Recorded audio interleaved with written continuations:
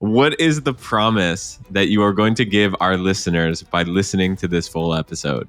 Okay, the promise I'm going to make is that wherever you are in your career, you're going to come out of this with like either some business idea that you can implement. So if you've done like, you're just starting, or you're, started tons of companies, you're going to get something out of this. And this is just data that I've seen and stuff from the front lines that I'm going to share. So The Startup Ideas Podcast. Sipping time, baby. We're just going to get right into it. You look like... Why do you dress up like The Rock? what are you talking about? This is how I normally dress. Why do you dress the way you dress? What are you talking about? This is how I normally dress. No, straight You up, look- it's Can I tell you totally what a you look meme. like? So we did this. I want to tell you what you look like. You Tell look me. like if Elizabeth Holmes got in a fight with The Rock, that's you. Okay, cool. That crossover. I would love to see Elizabeth Holmes in WWE. That would be amazing. What would her name be? Bloodlust. Elizabeth Home, no homies. No homies. Yeah. Okay, Cody, we don't have that much time, and you know how the YouTube and podcast game works. Yeah, we'll get right into it, baby. Let's jump into it. So first one is how to Canva YouTube videos, but this is just a lead gen funnel to an agency. And you hire offshore talent that are just really good at Canva, and it's like unlimited design on Canva. So was talking, I got intro to this person that was like, hey, I'm trying to start my first company. She'd worked at it basically ran ops for a big creator that you would know the name of, and was like, I'm trying to go do my own thing. And so long story short, I was like, what do you know? Like, this is always the question I start whenever I'm kind of talking to these people. And they're like, oh, well, she's like, I'm really good at Canva. Right.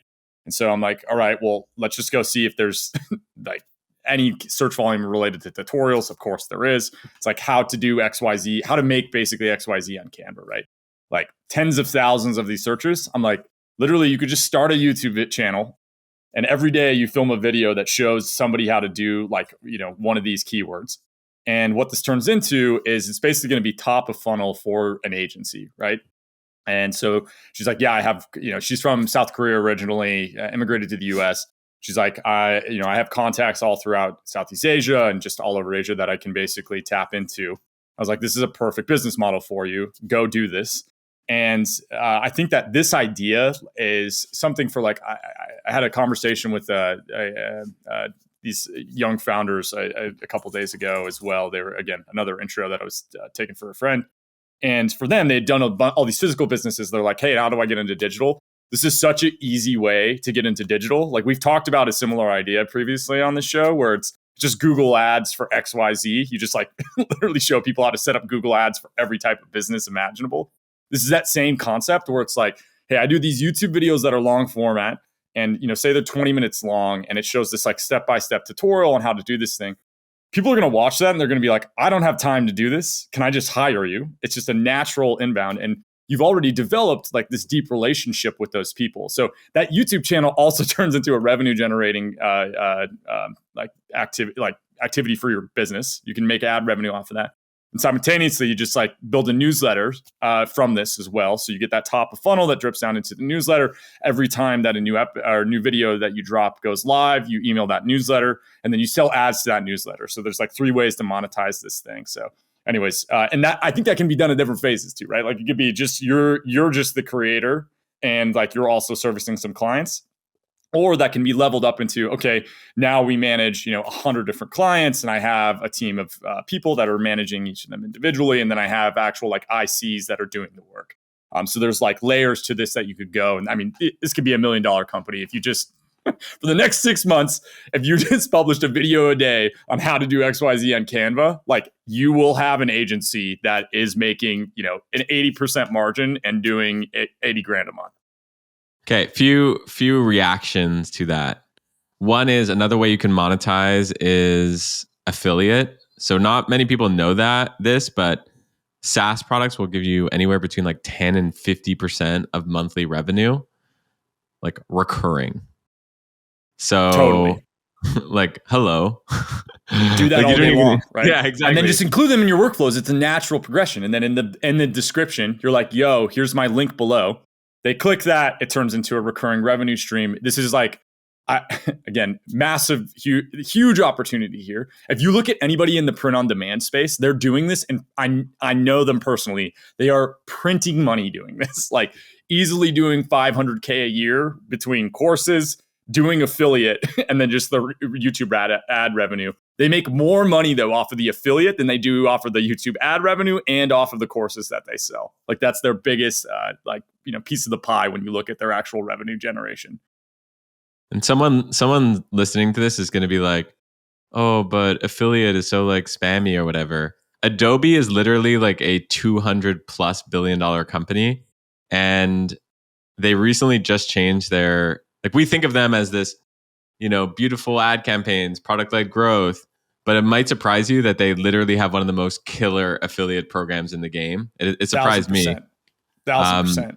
They were Especially originally with short form creators. Like they are spamming short form creators with money right now. Like everybody I know that's in that space, they're telling me this. They're like, yo, they're trying to do brand deals and lock me in and not be able to like work with any competitors, basically, like non-competes.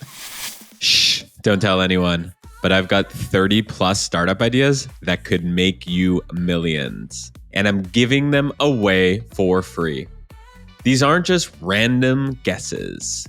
They're validated concepts from entrepreneurs who've built $100 million plus businesses. I've compiled them into one simple database, compiled from hundreds of conversations I've had on my podcast. But the main thing is, most of these ideas don't need a single investor. Some cost nothing to start. I'm pretty much handing you a cheat sheet. The Idea Bank is your startup shortcut. Just click below to get access. Your next cash flowing business is waiting for you. Exactly. Their original, I think, deal was they'd give you 85% of the cut.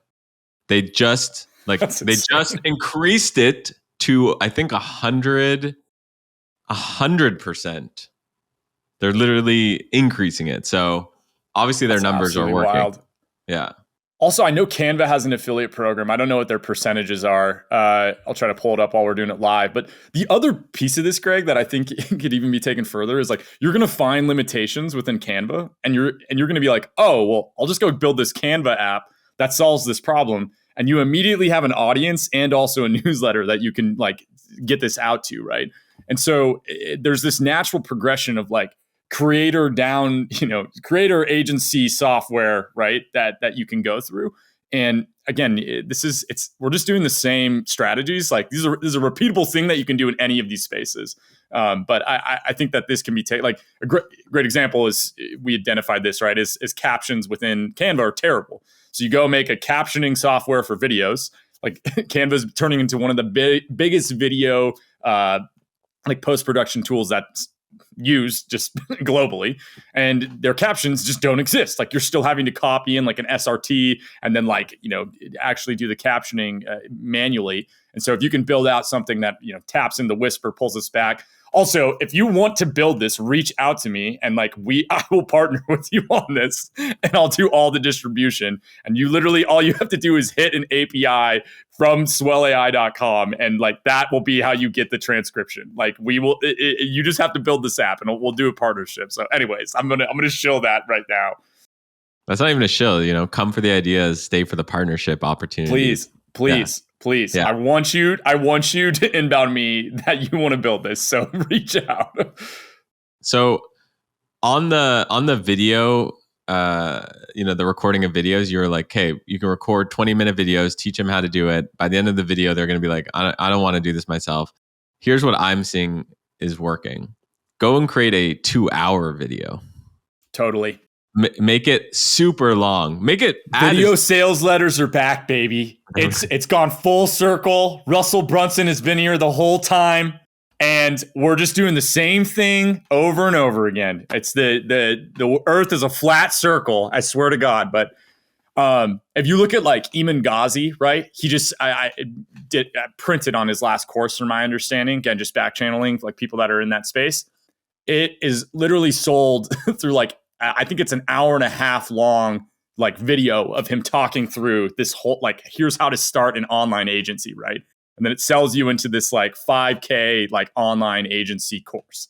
And that whole entire thing is just it's just a VSL. Like that's a traditional VSL that you would use in like spammy affiliate marketing back in, the early 2000s with ClickFunnels. So yeah, anyways, I didn't mean to cut you off, but I think you're so right on this. I'm just like this, like the long form is winning right now. That's kind of unfiltered, kind of raw, etc.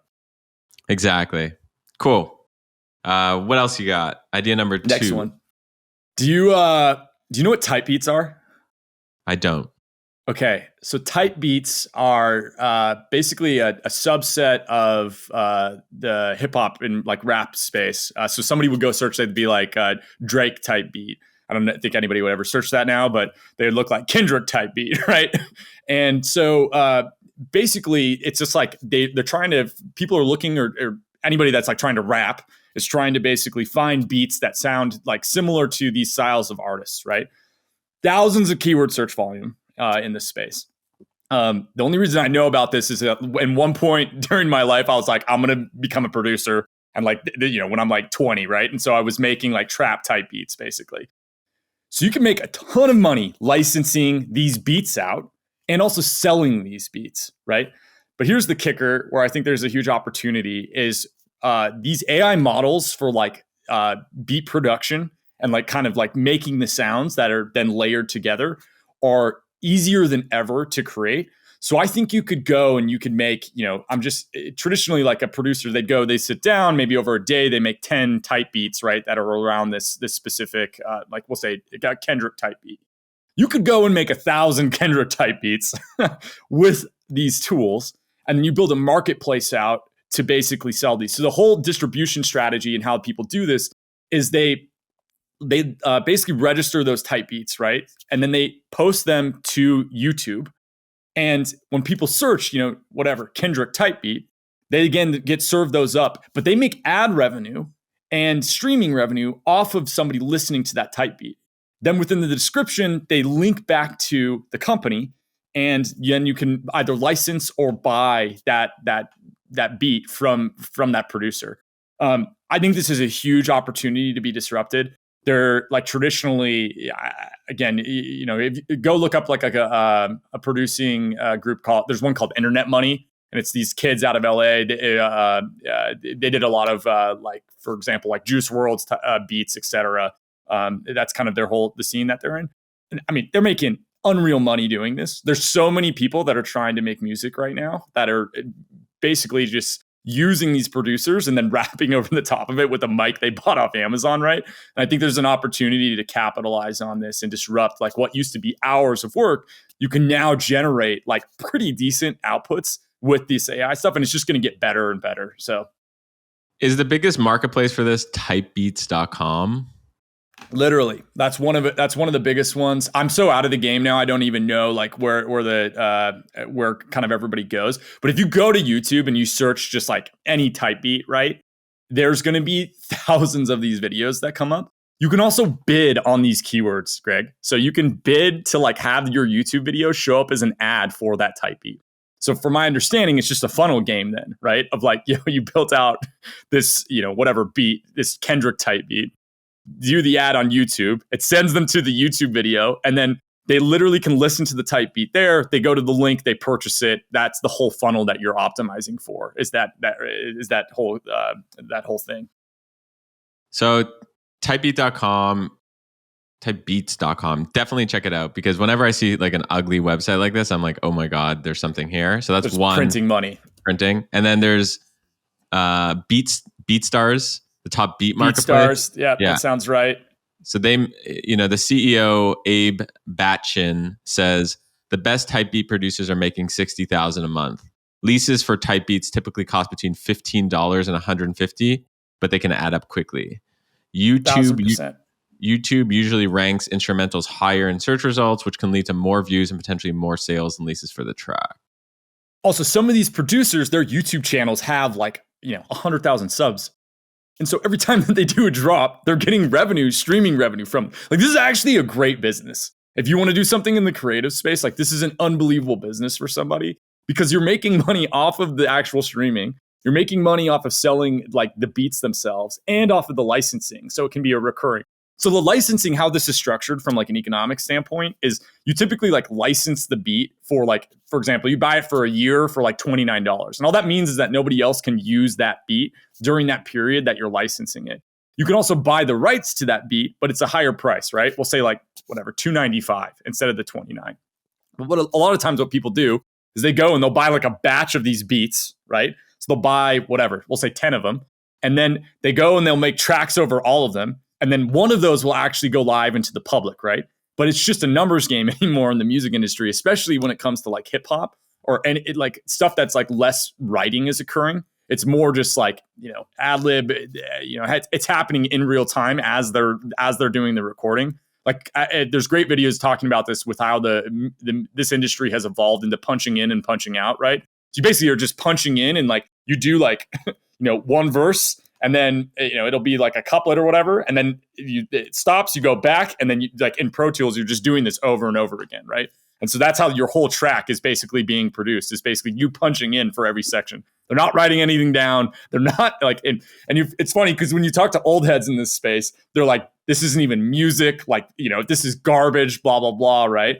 But then what's interesting is actually that this all originated from Jay-Z. So he was notorious for not writing any of his stuff down. And so because of that, the industry heard about it and they're like, Lil Wayne like quit writing because he's like, if Jay-Z doesn't write, I don't write. And so then this is like, trickled all the way down now into anybody that's coming up is kind of doing the same tactic. So I tweeted right before this about real estate. And I feel like this is kind of like digital real estate. I tweeted 1,000%. that, nearly half of real estate investors, 42% have lost $200,000 or more on a single investment, with 45% admitting a bad investment that has almost ruined them financially. What are you doing? Unbelievable. Just make beats. No mortgages. Straight beats up. only.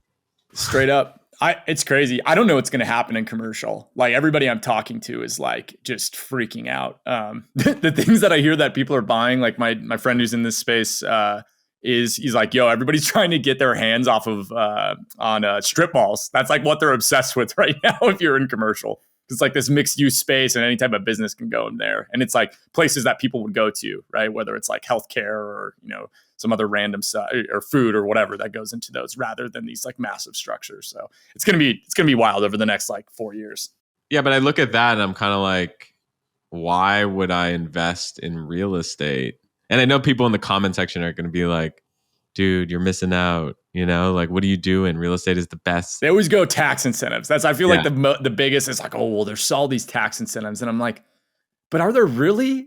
Like, personally, I'm like, I don't know. Like, this just feels like a headache. Like, I'm over here and we can push some pixels around and make way more money. And then I just buy a digital asset, S&P, and I don't have to think about it. And it just goes up 9%. I don't have tenant management. I don't have anything.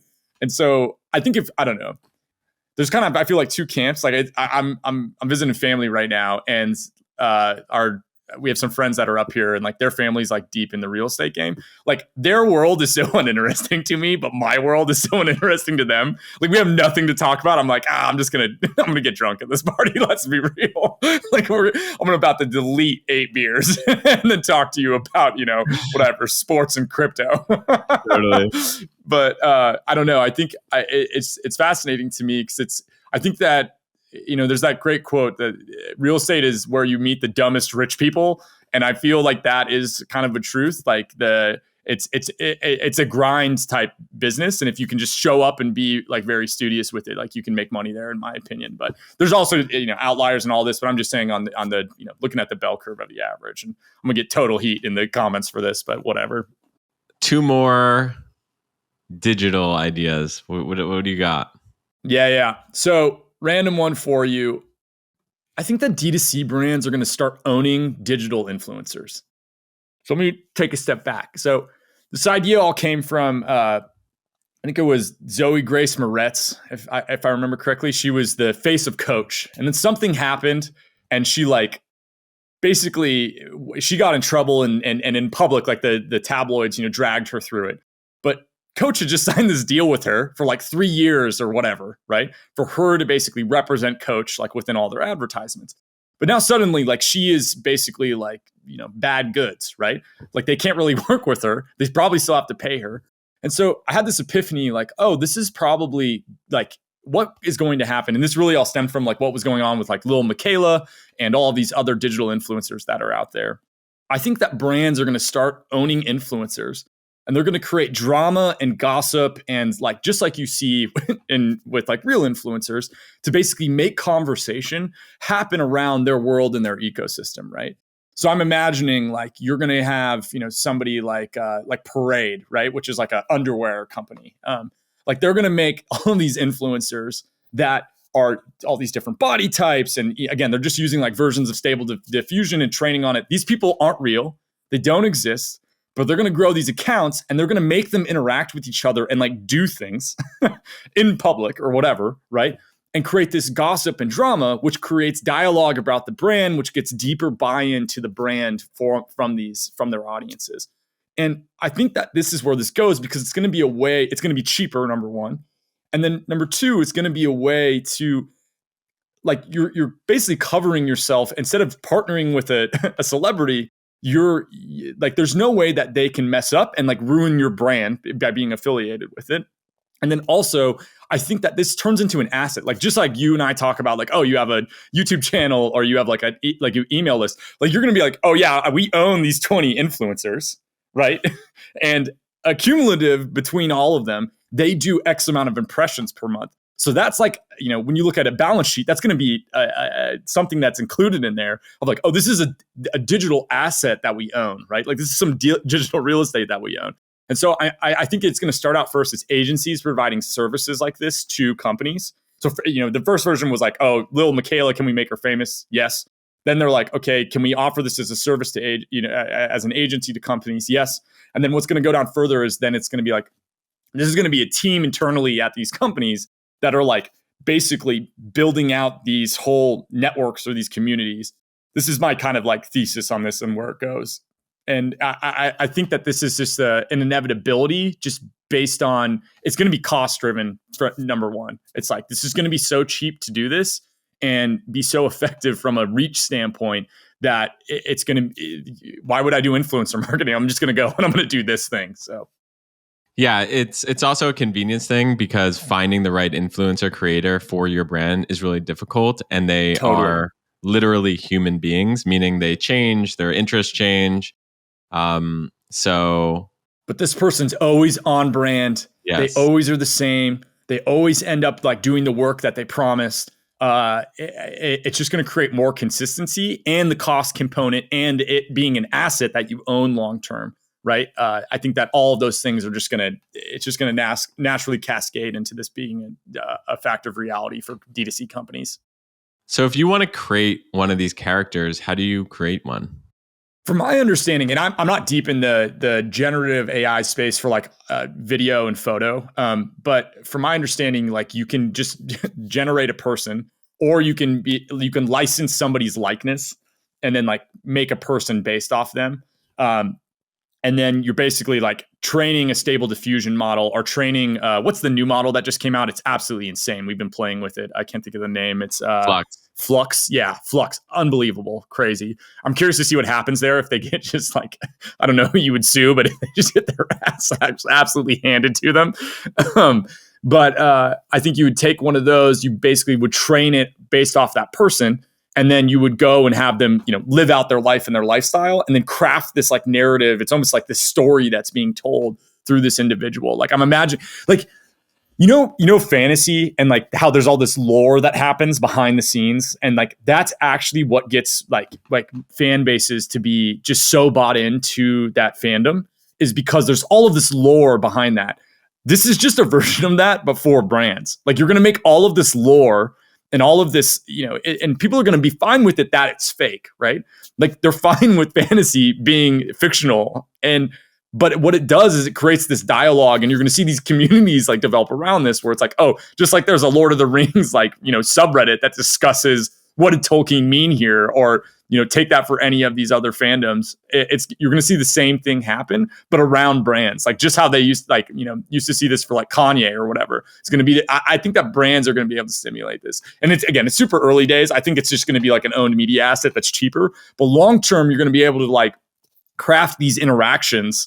And maybe they even like have their own YouTube channels, right? And it's like, hey fam, blah, blah, blah. I did a new haul. Here's what I got from Parade, right? Or whatever, whatever that ends up looking like. So I don't know. I think that there's something here that's going to evolve that's just going to be kind of in this realm of uncanny valley, but it's just so cheap to do it now. It makes sense. Quick ad break. Let me tell you about a business I invested in. It's called boringmarketing.com. So a few years ago, I met this group of people that were some of the best SEO experts in the world. They were behind getting some of the biggest companies found on Google. And the secret sauce is they've got a set of technology and AI that could help you outrank your competition. So for my own businesses, I wanted that. I didn't want to have to rely on Mark Zuckerberg. I didn't want to depend on ads to drive customers to my businesses. I wanted to rank high in Google. That's why I like SEO, and that's why I use boringmarketing.com, and that's why I invested in it. They're so confident in their approach that they offer a 30-day sprint with a 100% money back guarantee. Who does that nowadays? So check it out. Highly recommend boringmarketing.com.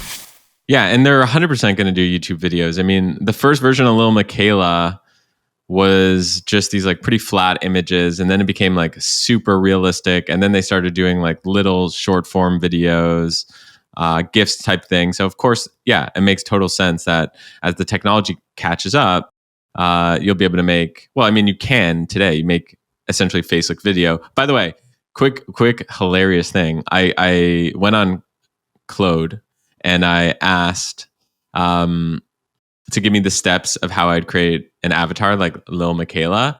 And Claude says, I apologize, but I cannot recommend ways to generate AI avatars or deepfakes that impersonate real people without their consent, as it's illegal, basically. And I was like, go to Perplexity and turn on their model. it will answer anything, and it's my favorite thing ever. Like you have all these companies and they're putting on guardrails, and Perplexity's like, no, we're just gonna like answer anything that you ask us. We're doing this live. I'm boom. So how do you do it? Midjourney, DALL-E 2, Stable Diffusion, Focus, which is a free alternative. You craft your prompt. You do something like a photorealistic 3D render of a young woman, digital influencer style, similar to Lil Miquela with specific features, clothing style, background setting. You generate and refine that. Use the face lock feature to maintain consistency across multiple generations. You use AI powering editing tools like Maki.ai, and even Canva has one. And you can even use face swapping technology to maintain consistency across different poses. There you go.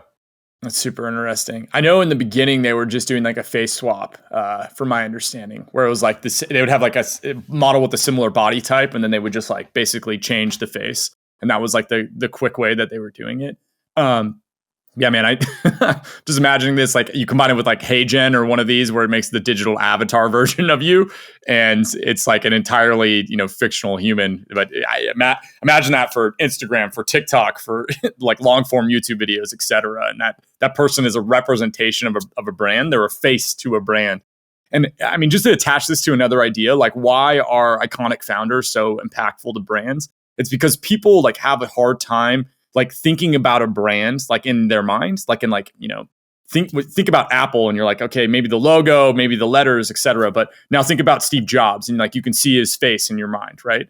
And so I think what this does is when you make these digital influencers is you put a face to a brand, which becomes very powerful and like a high leverage point long term.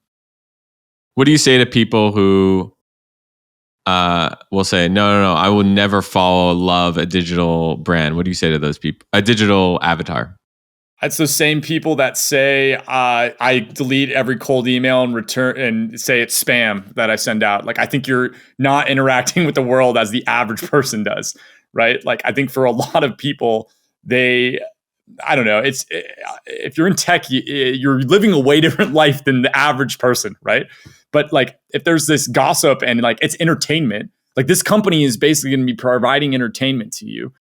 I think that people are going to engage with that. They like entertainment. We're constantly entertained more than we have ever done before. It's honestly shocking to me these brands aren't doing this already. Like, why aren't there more creators just on salary? It's like literally your job is to make a YouTube video a week about some topic that's related to us or whatever, right?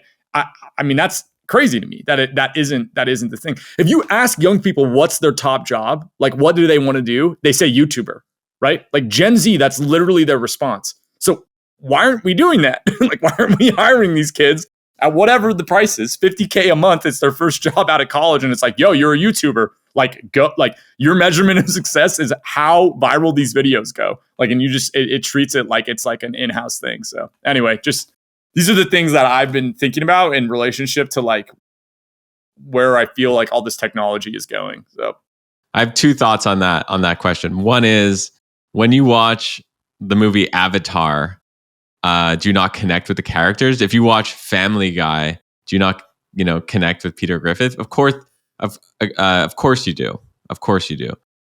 So that's one. And number two, you're not going to know the difference. You're going to be scrolling Instagram. You're going to be on YouTube Shorts. You're going to be on TikTok. You're going to see a creator who has content that you're interested in. And then only on video 4 are you going to ask the question, wait, is this a real person?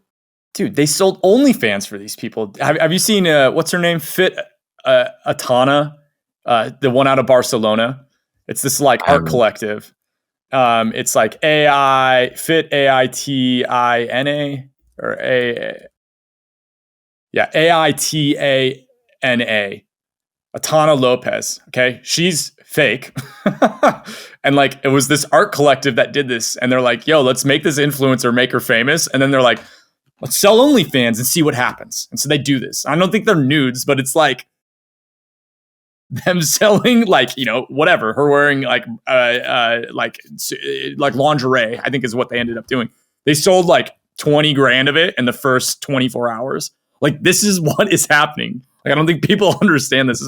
Like, I look at young men and I'm like, yo, I feel like I took the last chopper out of Nam. Like, I can't imagine being 22 right now and you're just like living in like a city and can't meet anybody because it's like work from home remote. And you suddenly have access to like, there's this other one that I heard is going viral. It's called Candy AI. And it's like one of those chat with girlfriends, but they'll also send you nudes. Like, I can't even imagine what that is like right now. Like if you're young and just like coming into like the dating world. So anyways, all this stuff is about to get so messed up.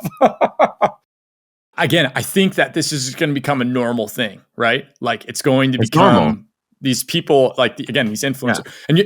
And it always starts in art. It starts in these collectives, right? And they're like, oh, can we do this? And then they figure it out. And then what naturally happens? Like it's going to trickle down into it, like direct to consumer. And then that trickles down into B2B. And like, this is an inevitability that will happen over time. 100%. Like imagine like a corporation, right? Like a Torture 500. Like they would kill for this. They're like, you're telling me we can have like the same spokesperson for the next 300 years. They never age. They're always on brand and there's never a scandal with them. And they're just like, we build this own media asset over time.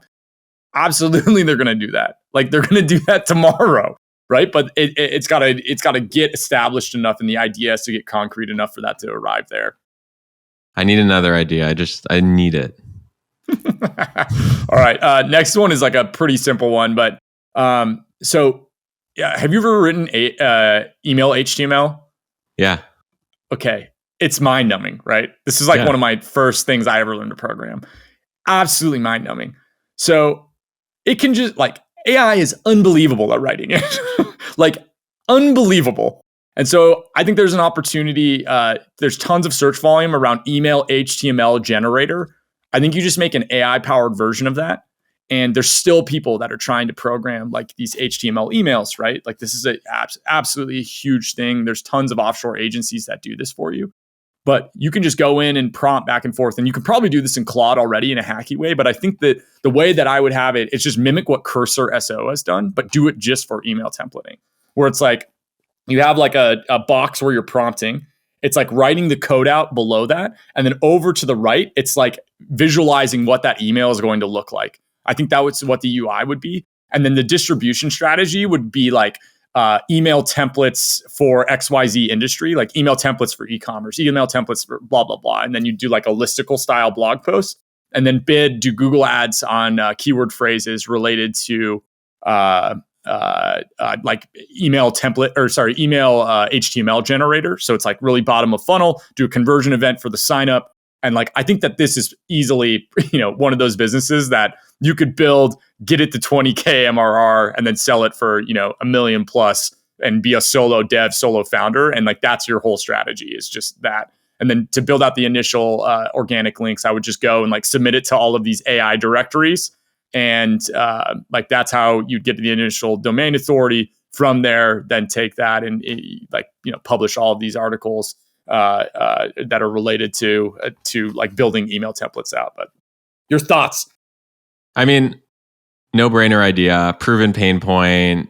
It's pretty obvious on how to scale it.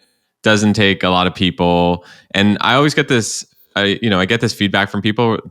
People are always like, why don't you share ideas that don't cost $1 million to build? This doesn't cost much to build. Like, how much do you think this would cost to build? Oh man, I think you could build this for $3,000. Like, you could go to my homies. They're called htmlburger.com. These dudes out of Bulgaria, and tell them I sent you. They love this. And be like, yo, I'm trying to build this tool. Like, literally give them a wireframe, tell them the tech stack that you want. They'll come back to you with a quote. And you could probably have this live. And I'm guessing they could probably do it in 3 to 4 weeks, and it would cost you $3,000 to $5,000 is what I would estimate. Just based off of random builds I've done in the past for them. I mean, all this is like super simple UI with some API calls, and then like a sign up flow. Like, that's right. Pretty straightforward. And then Stripe connection. Like, that's all this is. I wouldn't even make it free either. I would have no freemium. I would have it like be pay to play.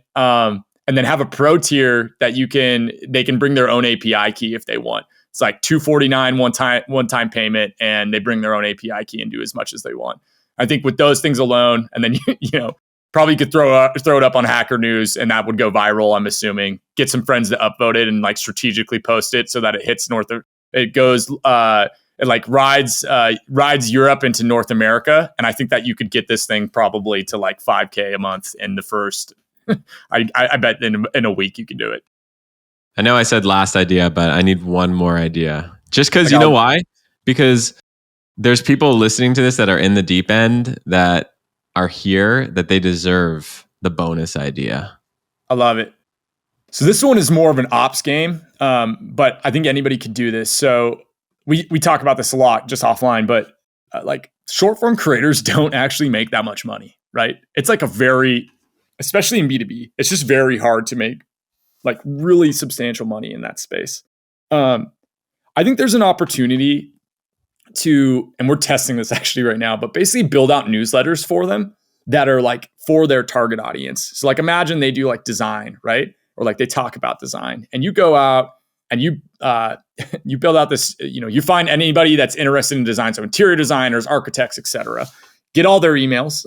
And then for the content, super straightforward. You just have that short form creator. You tell them, hey, you sit down, you record a video for 30 minutes of you just talking through whatever has happened in the last week that you found interesting, like any insights, any data, etc.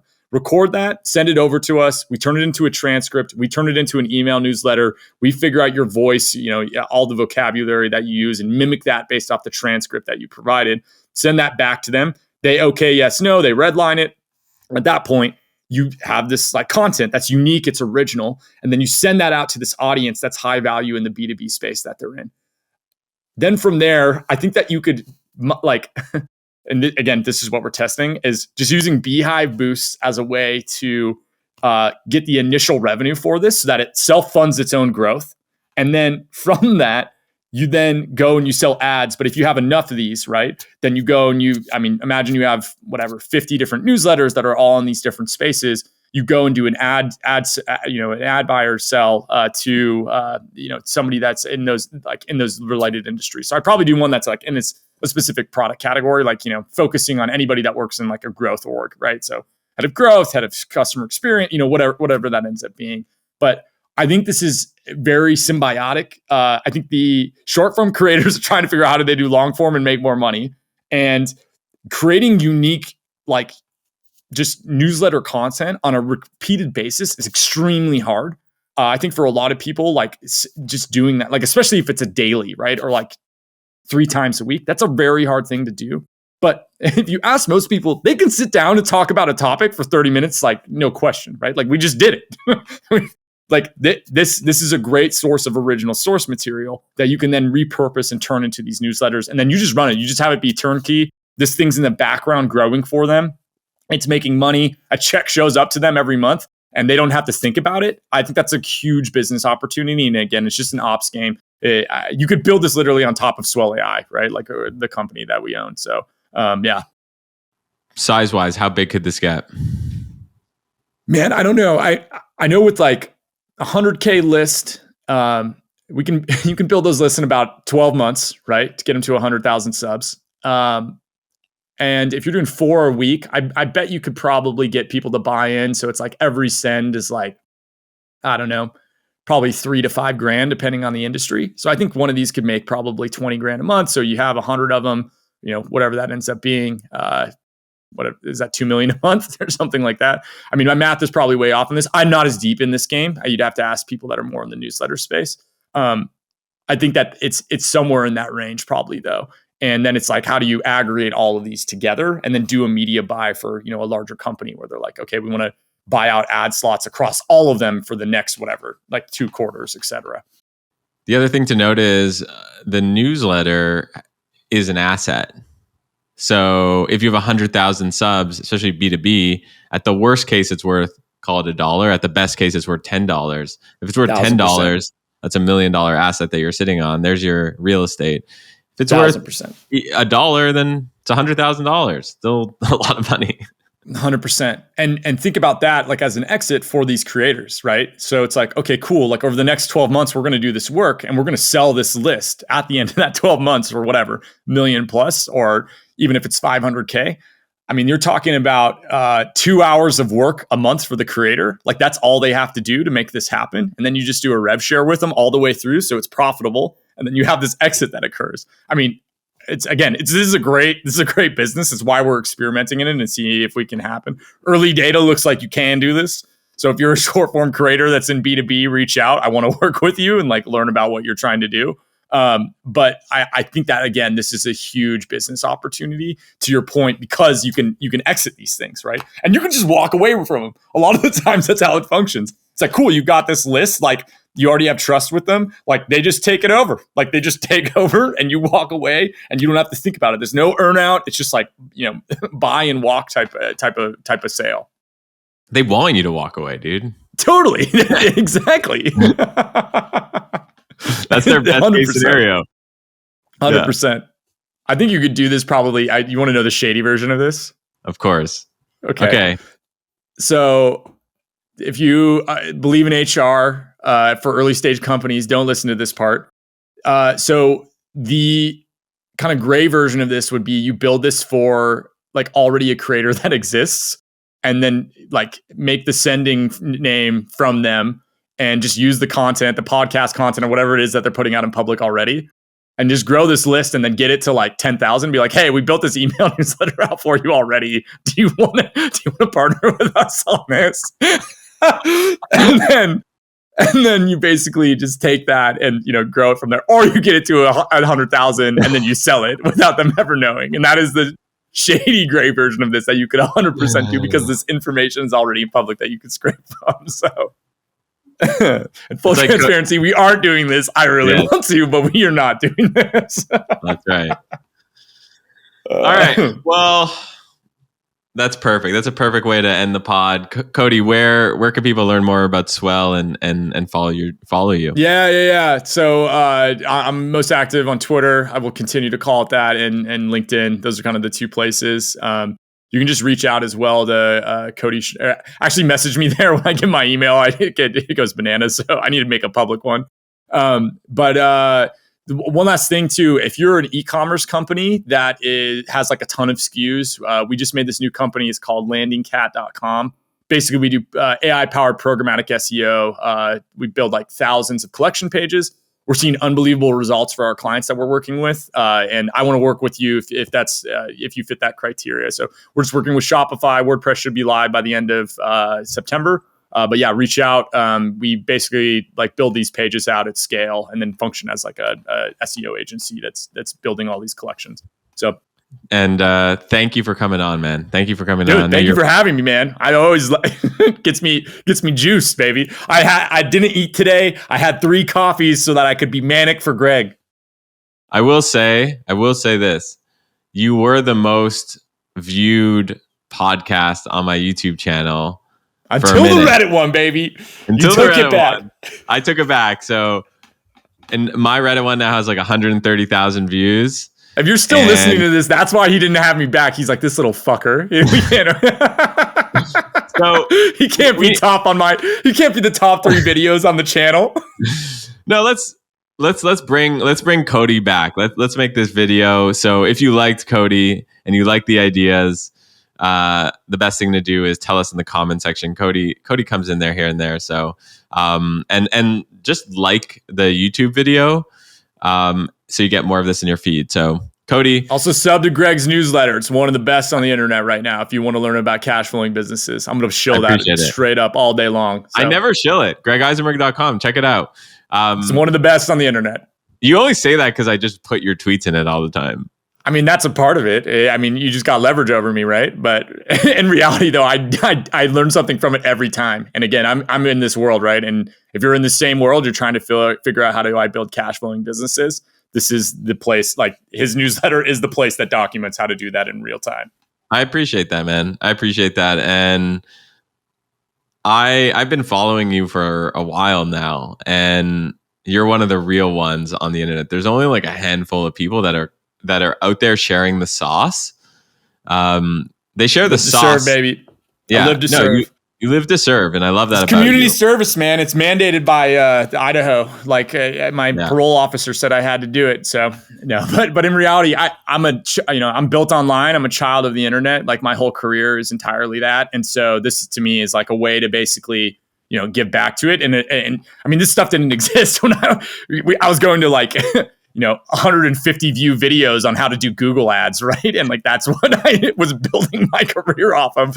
Some dude like with a potato for a mic, and you can't even hear, you can't hear what he's saying, and that's how we were like structuring campaigns. So if there's any for this, it's again, I think it adds to the community and educates that next generation. So it's I love to do it. Live to serve. I'll be back anytime you want me. All right, man. I'll see you soon. Peace. Later, G.